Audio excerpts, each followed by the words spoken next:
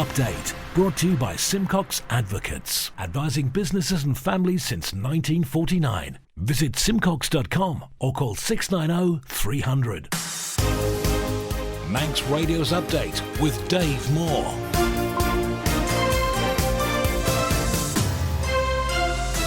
The time is 5:30. You're listening to Manx Radio. I am Dave Moore and this is Update. Welcome to the programme. Half an hour of the latest news in the Isle of Man, plus sport, business, Sea-Watch and travel updates along with the newsmakers in person. Coming up, with a week to go until the Manx budget, how does the public feel about the decisions made by the current administration? And there's a possibility that Ben-my-Chree could be hired out to support the Channel Islands in future. That was talked about in the House of Keys today, and there's a planning application which could see some changes on the quay in Douglas. That's all coming up in the next 30 minutes. Man Benham for all your business and legal needs. But first of all, the Update news headlines with Lewis Foster. Fastermy. There's a possibility the Ben-my-Chree could be hired out to support other Crown Dependencies in the future. Treasury Minister Dr Alex Awenson confirmed in the House of Keys today that the availability of the MV Arrow as a backup vessel for Manx freight may enable such a move. The Food Minister says she's confident the meat plant now has the right leadership. It follows a turnaround after auditors found extremely serious failings there in 2022, forcing the Department of Environment, Food and Agriculture to get involved with its running. Plans could see the sea terminal used as a temporary bus interchange. It's seen as one short-term solution until the Lord Street development is finished. And an investigation has been launched after a building within Aracy Plantation was set alight. Police believe it's a case of arson. In the latest international news now, the BBC broadcaster Steve Wright, who has presented radio shows for more than 40 years, has died aged 69. His family confirmed the news in a statement, saying they did so with deep sorrow and profound regret. The Labour leader insists he acted decisively in withdrawing party support for its candidate in an upcoming by-election after comments he made about Israel. Some members had defended the potential new MP before further allegations emerged. And the House of Lords has heard suggestions Israel's military could wait to launch a ground offensive in Rafah until after Ramadan. Talks are continuing in Cairo to secure a ceasefire. Those are the headlines. I'll be back with the news at 6 o'clock. Secure tomorrow today with Man Benham's guidance on powers of attorney and more. Manx Radio weather with Manx Glass and Glazing. Cloudy with a few spots of rain or drizzle this evening. Light to moderate southerly winds backing east and temperatures around 8 Celsius. And that rain and drizzle becoming more persistent as the night goes on, continuing overnight with a minimum temperature around 6 Celsius. A cloudy day tomorrow with further outbreaks of rain and drizzle, light to moderate easterly winds veering south or southwest and freshening a little, a top temperature up to 11 Celsius. Cloudy on Thursday with spells of rain, these beginning to clear in the afternoon with moderate southerly winds and temperatures up to 11 Celsius. Manx Glass and Glazing are proud to be an approved contractor with Construction Isle of Man. Call the team on 674 573 or visit the showroom on the Snugborough Trading Estate. Update, brought to you by Simcox Advocates, advising businesses and families since 1949. Visit simcox.com or call 690 300. Food Minister Claire Barber says she's confident the meat plant now has the right leadership. In November 2022, auditors found extremely serious failings there, forcing the Department of Environment, Food and Agriculture to get involved with its running. Speaking in the House of Keys, she insists things are going in the right direction. Operations for the team have been challenging for a variety of reasons, but pre-Christmas, production was at its highest level for 4 years, leading to growing producer confidence. This was achieved only through investment and focus on people, training and processes. Unfortunately, recent events, as discussed just a couple of weeks ago in this Honourable House, have hindered this success, but the management team, supported by the Board of Directors, are committed to creating positive change and seeing the rewards of this throughout the rest of the year. In the immediate period following commissioning and receipt of the audit report, a turnaround plan was developed and a large number of actions focused on improved compliance. Whilst improvements were made during 2023 against this plan, it is only with the recent appointment of qualified and experienced personnel alongside the engagement of an external consultant that the plant is making rapid and successful progress. Mr Speaker, from the outset, my department has been clear that the turnaround of Isle of Man Meat Company Limited would not be quick. Many improvements have been made already, but many are still to be undertaken. I believe that the company now has a great team in place to drive performance and create a successful company for the shareholder, the customer and our agricultural community. The Minister recently announced that she was preparing to relinquish her position as Director. In terms of going forward, does she feel confident that the board is in a good place and the meat plant also is in the place where she expected to be at this point? As I said in the response, I am comfortable that we have some excellent members within our board. Obviously, there will also be vacancy created when I resign as the Director of the board, which will allow us to bring another person onto that board. A lot of work has been done, but there is still things to do, certainly as we move into the sales-led recovery, which was very clear within the Burney report as the final piece of the jigsaw. So I do believe that the company has the right people in place, but as I say, there will also be vacancies. And I take this opportunity, if anyone knows of anyone who might be interested, once we advertise, please do pass them in our direction. You're listening to Manx Radio. This is Update. The Treasury Minister told the House of Keys today that the Ben-my-Chree could be hired out to the Channel Islands. Alex Allinson says the move's possible due to the availability of the MV Arrow as a backup freight vessel for the island, but added it would only be on offer to Guernsey and Jersey at certain times of the year. As set out in the current Sea Services Agreement, the Ben-my-Chree can be used to cover the current Manxman schedule as a backup vessel if required. She is currently crewed and all staff undertake regular training exercises to ensure operational efficiency and that health and safety procedures are maintained. As things stand, she will be operated as a live-ashore vessel whilst the company is still in negotiations with the Nautilus International Union regarding switching to a live-aboard model. It's planned to carry out future work on the current cabin accommodation to convert her and enable the maritime crew to live aboard when she is in service. As an allocated backup vessel, Ben-my-Chree cannot be assigned a regular scheduled service, as this would limit her availability. However, longer term, the company would look to charter her out to other companies, subject to the restrictions in section 5.2.4 of the current Sea Services Agreement. During the TT period, the Festival of Motorcycling period, and the Christmas period, and any periods of scheduled unavailability of the new vessel, the Ben-my-Chree must be available.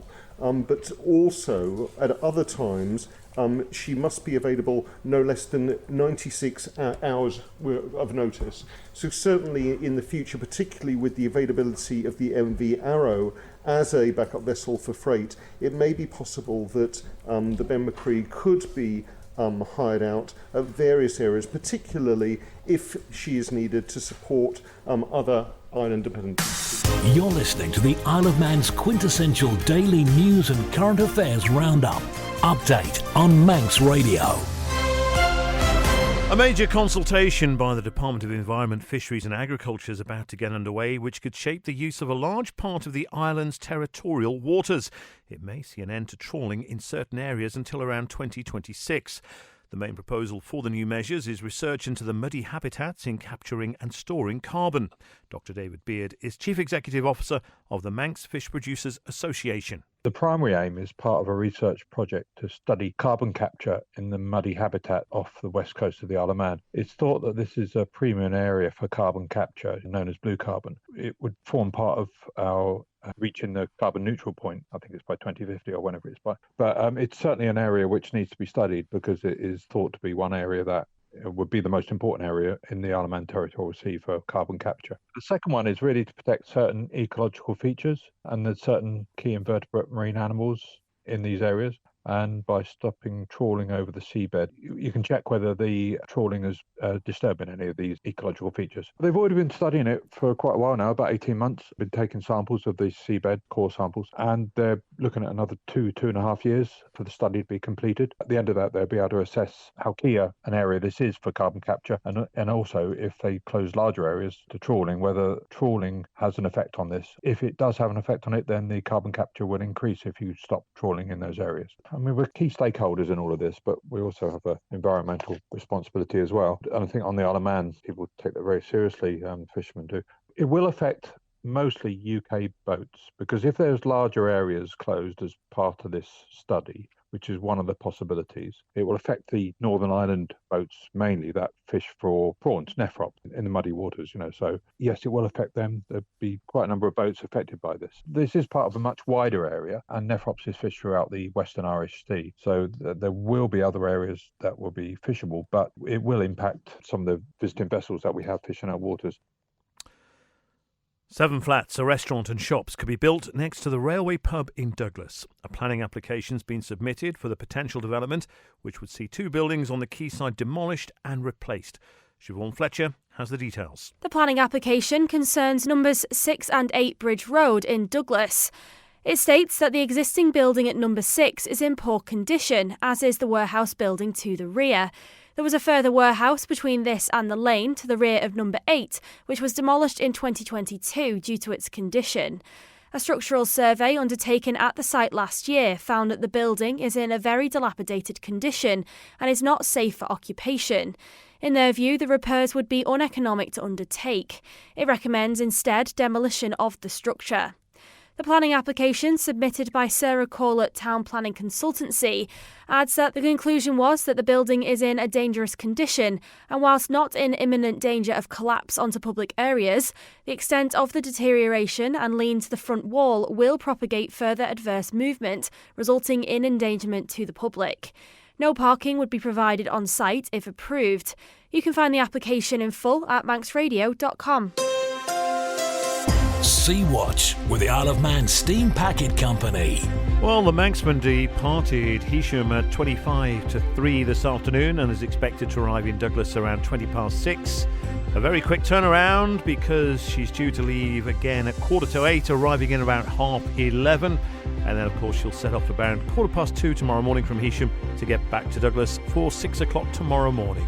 Like the Steam Packet on Facebook for the latest sailing information. Short-term plans to improve bus facilities in Douglas could see the sea terminal used as an interchange once again. It's while development plans on Lord Street show no sign of getting underway. Lewis Foster reports. For years, the sea terminal site was used as an interchange, but in its current format isn't suitable. It said it could be usable in the short term if alterations are made to the front of the building, though. Another option is to improve the current bus stops at the Lord Street site. Minister Tim Crookall's comments come as part of a Tynwald question for written answer from Douglas East MHK Joni Farragher, who asked what assessment has been undertaken of the suitability of the sea terminal as a temporary bus facility.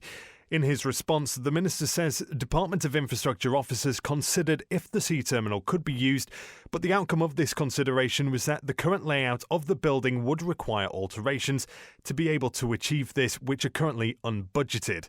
This was tested by buses, both single and double-decker, accessing the front car park to ensure that passengers would be able to board and alight the buses safely and to modern accessibility standards, and to see if the buses could manoeuvre safely on a routine basis around the curved road without damaging the building canopy. Vehicles were unable to be positioned safely in the building's current format, being unable to safely deploy onto a level footpath, allow safe driver visibility, or to remove contact risk with the building. Well, in July last year, Tynwald agreed that the re-establishing of bus facilities in Douglas was a priority. In the long term, Infrastructure Minister Tim Crookall says his department will ensure the Lord Street developer honours the commitment to build facilities for bus passengers in line with the conditions of the sale of the site. Manx Radio Business Briefing. The Body Shop's UK business has entered administration, potentially putting up to 2,000 jobs at risk. The retailer's shops will remain open as usual while efforts are made to try to save the UK company.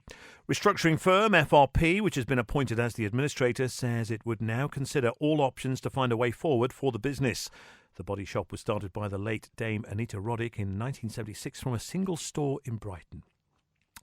One of the UK's best-known tea makers has revealed it's monitoring tea supplies on a daily basis as imports reach a critical period. Tetley Tea, the country's second biggest tea brand, said supplies were much tighter than it would like amid disruption in the Red Sea. It comes after Sainsbury's supermarket issued warnings about the availability of black tea. However, Tetley said it hoped to continue to meet normal demand. And parcel delivery firm Yodel's been saved from collapse in a last-minute rescue deal led by one of its rivals.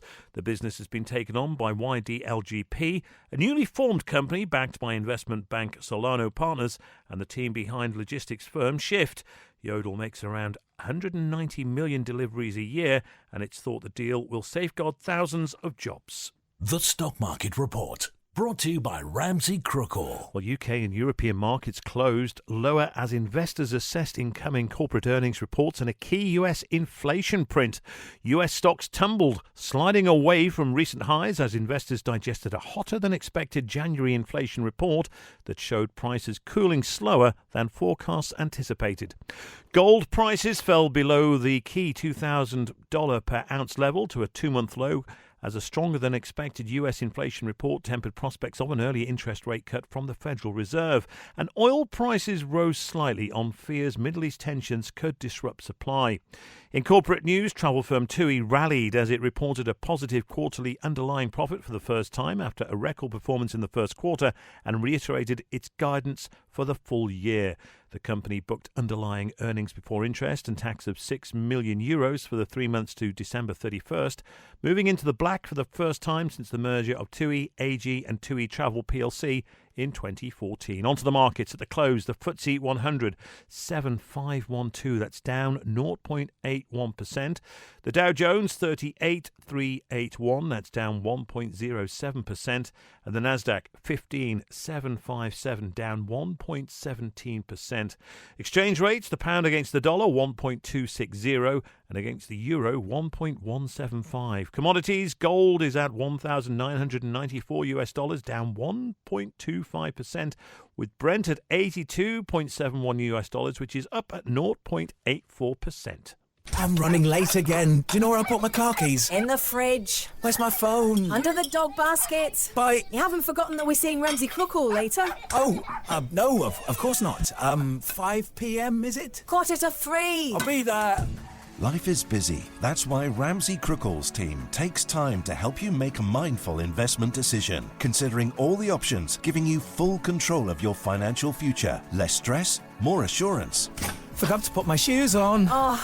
See how we can make your money work for you. Call 717171 or visit ramseycrookall.com. Licensed and regulated by the Isle of Man Financial Services Authority. Update, brought to you by Simcox Advocates. A week today, the government will present its view of what should be spent where in the hope of assuring people that Manx finances are in safe hands. But what do people think of the current administration halfway through its term?